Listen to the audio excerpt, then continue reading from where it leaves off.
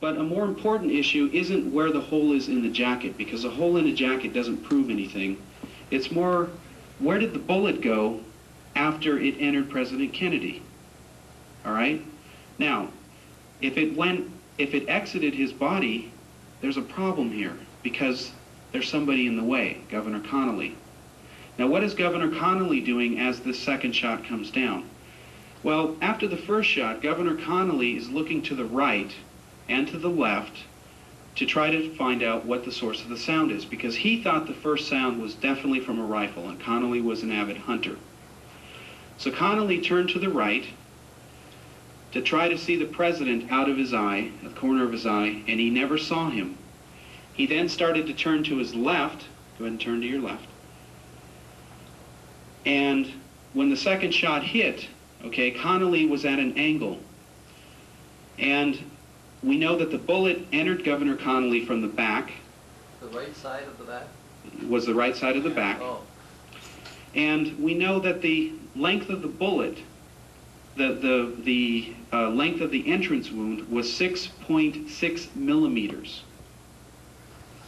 Okay?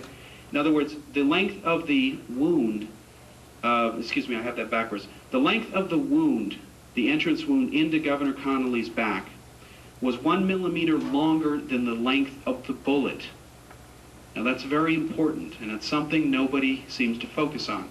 And here's why.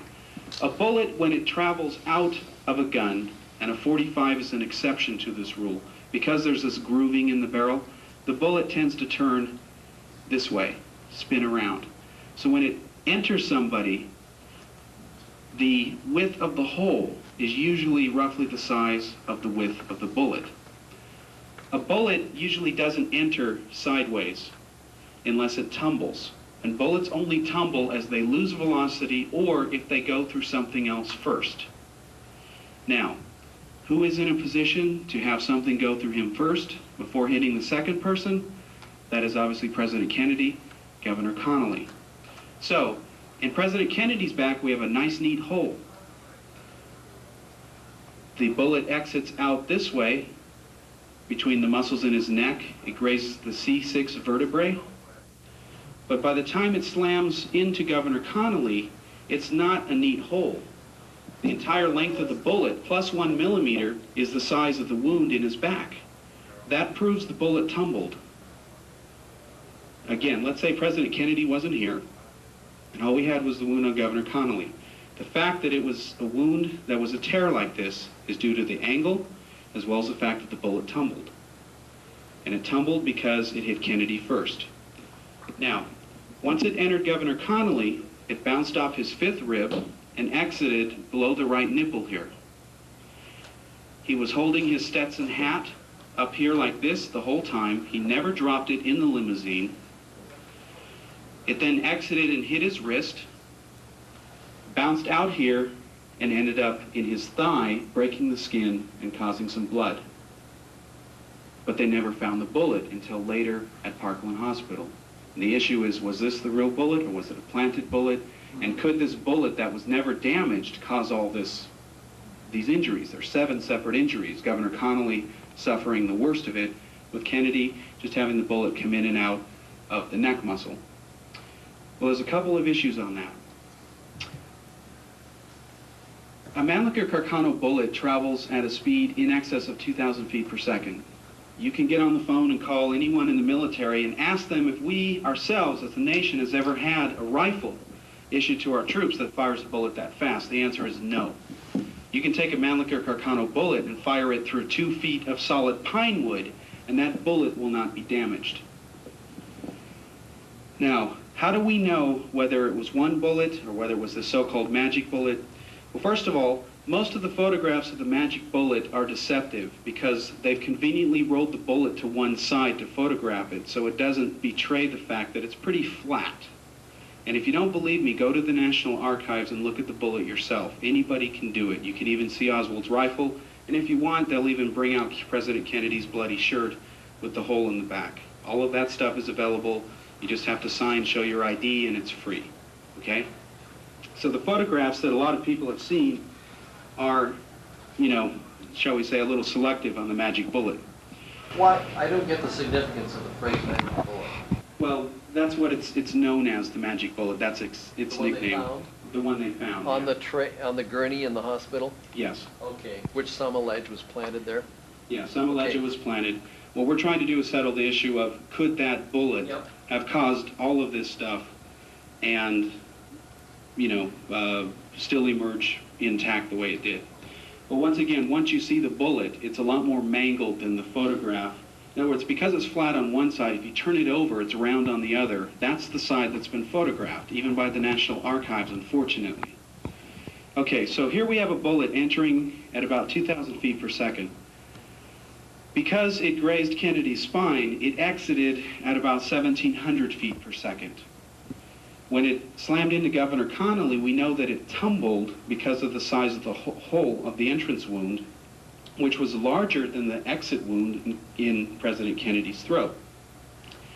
When it entered here at 1,700 feet per second, by the time it bounced off the wrist, or the rib cage, and exited out here in the wrist, it was traveling about 1,400 feet per second, maybe as little as 1,200 feet per second. There's about a 200 feet per second leeway in the calculations. By the time it entered here and exited, it had slowed down to about 400 to 600 feet per second. And if any of you have ever played paintball, that's paintball speed. Enough to break the skin and cause a little bruise, maybe some blood, but not enter the skin and leave a bullet lodged in your leg. Okay? What about the bullet fragments in his knee that have never been removed? Okay, most of those fragments, those little dots on the x-ray, those are bone chips. Those are not metallic fragments. In fact, the doctors who operated on Governor Connolly left one fragment in there and noted it at the time. They asked the governor, do you want this removed? You're not going to feel it. It's a small piece. Governor Connolly didn't really care. He was also half out of it at the time. So they left the one fragment in there. But when you look at the x-rays, and you see all those little white specks, those are bone chips. Those are not bullet fragments. Which knee are we talking about? I'm sorry, the left one, the left leg. It went from his right wrist to his left knee? Yes, because it was reflected off on the bone in here. But still, if it's traveling, what did you say, 400 to 600 feet per second? Well, at the time, it left here and went into the leg.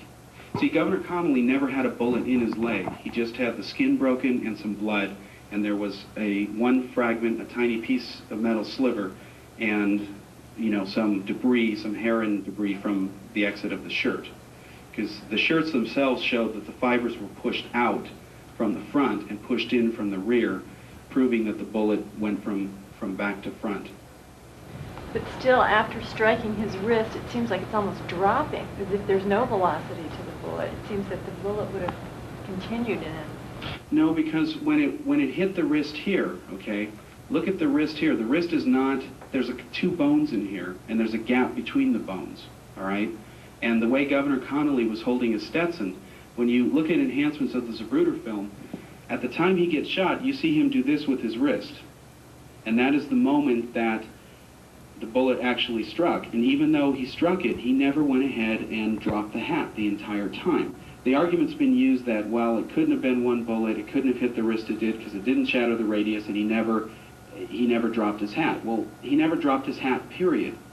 So the issue's irrelevant. In other words, to use the hat as a signal that, well, a bullet did this is invalid because he never dropped his hat. But what you do see after the moment that he was shot is you do see his wrist go like that.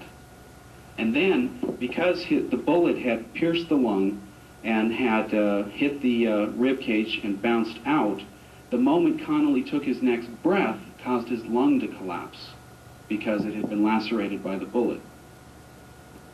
Now, what proof do we have that this is actually what happened? Well, the Zapruder film tells us, and this is something that has been looked at for years and has been missed by a lot of people.